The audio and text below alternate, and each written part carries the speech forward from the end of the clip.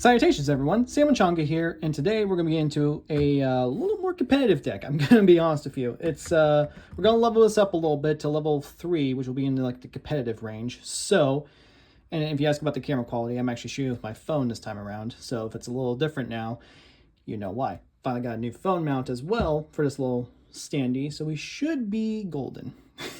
But without further ado, I'll get you guys into what I call, that's actually been called in the TCG deck listings right now, is Dragapult, and pairing it with Charizard. I know what you're thinking. It sounds weird. You'd be surprised. I thought that too when I first started out, but it actually does work surprisingly well. Because the goal is, at least from my understanding of playing with this deck, is that you want to get your Dreppy set up as much as you can, mostly with your Bye-Bye Poffins. You run like a max of 4 in this deck, personally. Then when you get those puppies set up, I'm going to try to find these guys as much as you can, because that Recon Directive ability is really nice. Because once during your turn, you may look at the top 2 cards of your deck and put one of them into your hand, and you can put the other one on the bottom of your deck. Basically giving you like a good draw engine. And what's nice too, when you run 4 especially, it actually does stack. So you'll be there for a bit.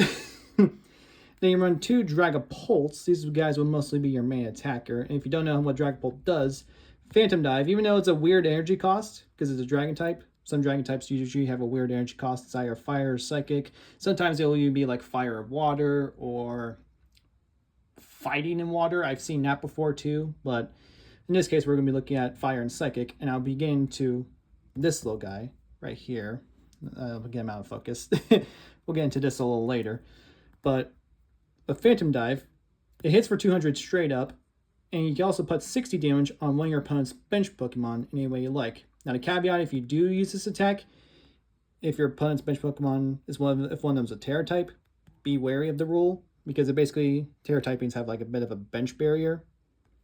So I just caution you, in case if you do use Phantom Dive, be wary of like if you see this on your opponent's side of the board.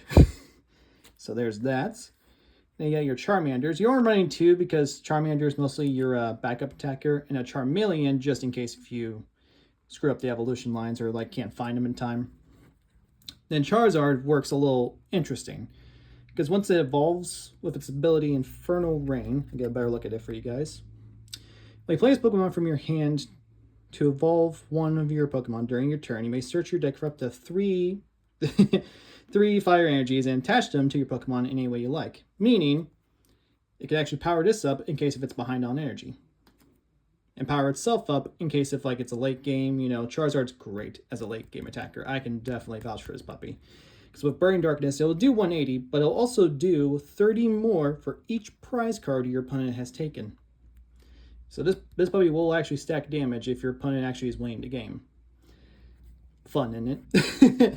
And I have my notes written down on like the side that you guys can't see, but I did forget to mention Monkey Dory.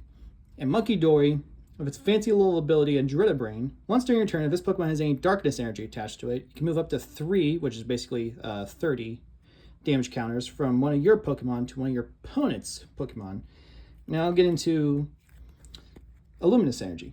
As long as this card is attached to a Pokemon, it provides every type of energy, but only provides 1 at a time. Meaning this can actually provide for the darkness energy, or it can even provide for like the psychic energy if you want to use Mind Bend, if you want to get creative. I'm all for it. There's nothing wrong with creativity. But usually this guy's just your damage spreader, so that way it's easier for like say Dragapult to like get an easier knockout with someone.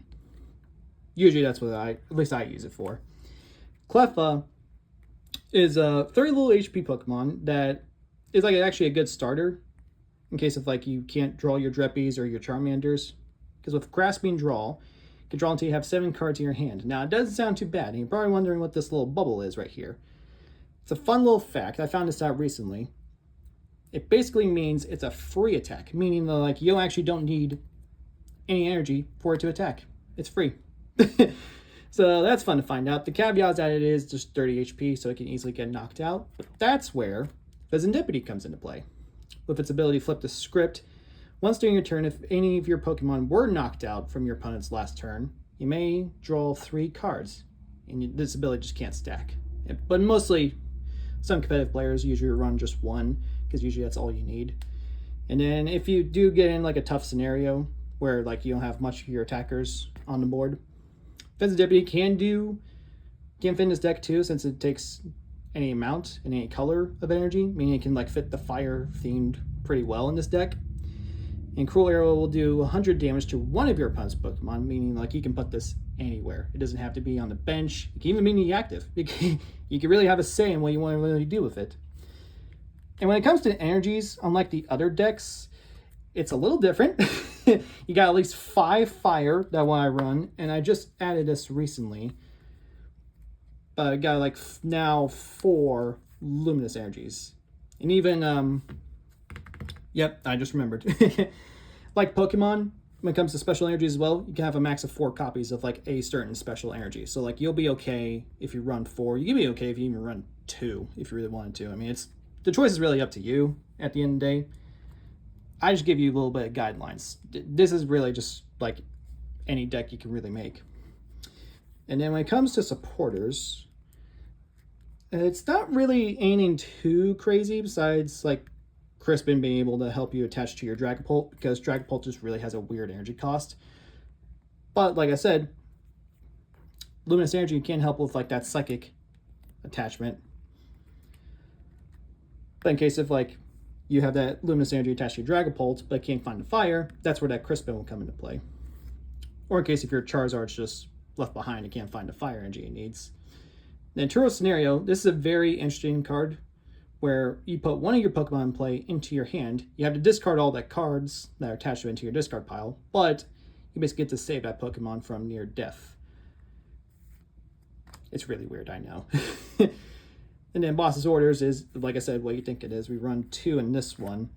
Jock is actually a very straightforward supporter. That's why I have 2, where it can help you search for up to 2 evolution Pokemon to reveal and put into your hand, which is actually not too bad. Helps with Virtual Cloaks tremendously. Now, Iona's, I think you know why. It's mostly just for a stall tactic. That way, you get better hands in case if you're not drawing the best. Then Arven's basically there for your tools and your items, which we'll get into right now. When it comes to your items, especially with a heavy evolution deck like this, Bye-Bye Poffins go a long way. Like, I do highly recommend these puppies.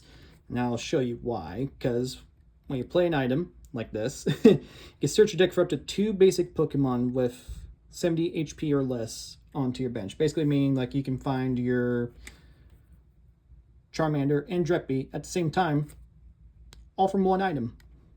And we run 4 usually in this case scenario just to like increase the chances, because you can't always guarantee what you get.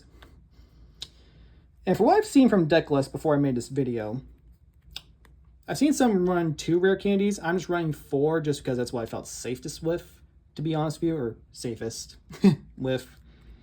Where basically it skips an evolution line. That's why for like Charizard, that's why I only run 1 Charmeleon, because with rare candy, I could choose one of my basic Pokemon in play, and if that Pokemon is a stage 2 Pokemon that is in my hand, is the only caveat, that evolves from that Pokemon, you can put it onto that basic Pokemon to evolve it, skipping the stage 1 evolution. The only caveat is that you can't use this card during your first turn, or basic Pokemon now is put into play this turn. You know, because rules exist. Gotta respect the rules. Gotta respect the rules. Then Nest Balls, it's mostly just for your Pheasantipity, to be honest, or your Monkey Dory, just to help you like find them a lot easier. Then Ultra Balls just for your evolution Pokemon, mostly. In case if you get like any cards you can't really play with, you know, discarding them could come in handy. For Super Rod, to help basically get back to your deck, you know, nothing too crazy. Then we'll get into a different A-Spec called Prime Catcher. Well, actually, I know, who am I kidding? You guys have known this already. But in case if you hadn't seen the last video on like a future deck profile, basically Prime Catcher, you can help in switching one of your bench Pokemon to the active spot. And if you do, your opponent basically has to do the same thing. Most people usually run on Fair Stamp in this deck, I will admit. And I did try that before, and it did work. I'm not gonna lie. But I figured I'd just try it out just to mix it up. Makes life a little more interesting, I would say. Then Night Stretcher, you basically will have a say if you want to pull in a basic energy from your discard pile or a Pokemon. And it can be an evolution too. It doesn't have to be just a basic. And then Energy Search is what you would think it would be, just to help find your fire energy. Terra Orb is a little interesting. Basically, this will help you find any of your Charizards or your Dragapults in case of like you can't find them off the Cloak's ability, Recon Directive. Then Counter Catcher we've been through before, where if you're behind on prizes, you basically can have a say to have one of your opponent's bench Pokemon be moved to the active. Now this part, this part will get a lot interesting because we're going to get in some tools in a stadium that I'm going to caution, but also be powerful. It's going to be a powerful stadium. With Defiance Band, if you have more prize cards remaining, your opponent, the attacks of the Pokemon this card is attached to do 30 more damage to your opponent's active Pokemon before applying the whole resistance mumbo jumbo. Basically, it'll guarantee, like, say, your Dragapult to do more damage, or if you want to go really crazy, you can just add it to Charizard and say, why not? I'm going to choose life, and I'm going to choose to win. Brr, brr, brr. Yeah, there's that idea. There's also Rescue Board, where the retreat costs of the Pokemon this card is attached to is 1 colorless less, and if that Pokemon's remaining HP is 30 or less, it just has no retreat costs, which is neat.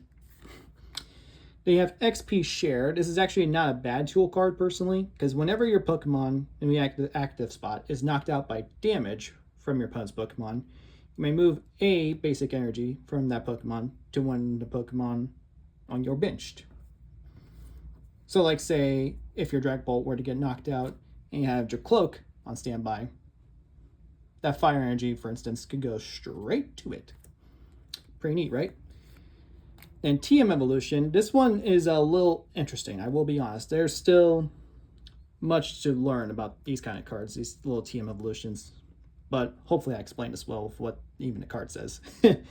So the Pokemon this card's attached to can use the attack of this card. You still need the necessary energy to use it, and usually there will be like colorless sometimes. I think there's only like one that actually does have an energy cost.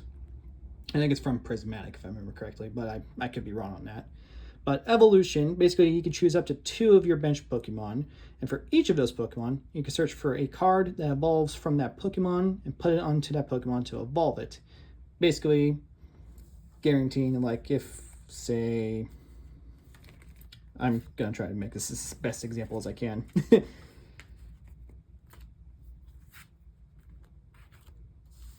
Yeah, let's just... yeah, you know how organized I am. Basically, let's just say you choose your Dreppy and you choose your Charmander.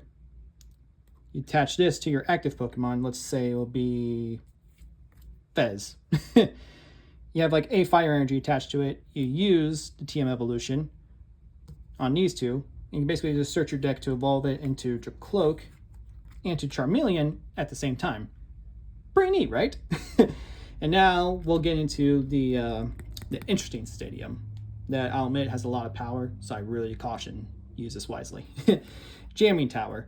This stadium will definitely see play in competitive scenes. You definitely will see them in competitive scenes because Pokemon tools attached to each Pokemon, both yours and your opponent's, have no effects. Basically meaning all of what I just showed you earlier, if you were to play this, will be duds. That's like the easiest way I can really describe that, is that they'll basically be duds.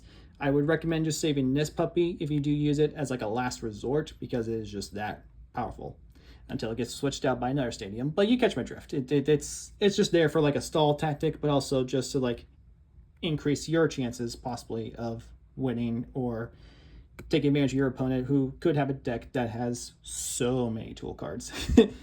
That's usually what this stadium is typically for, but like I said, it's up to you. These deck profiles, I'll admit, are mostly just guidelines. They're nothing... They are mostly just from experience, from what I have dealt with. I mean, this deck, for instance, I modified it a while ago. And the reason why I did is because I wanted to make sure it's easy to explain for you guys watching at home who may not be on the competitive level scene, so I figured I'd try to find a way to make it as comprehensive as I possibly can. And I hope I did. And if there's any questions or comments or concerns, feel free to answer them in the comments below. I will be happy to answer them in any way I can, especially if it comes to something like this, because I think you can put 2 on the same Pokemon. I think. If the Pokemon's card is attached to has no other special energy attached, this card provides colorless instead. So yeah, you could technically put 2 of these on Monkey Dory and it will still count for the energy cost. Hypothetically speaking.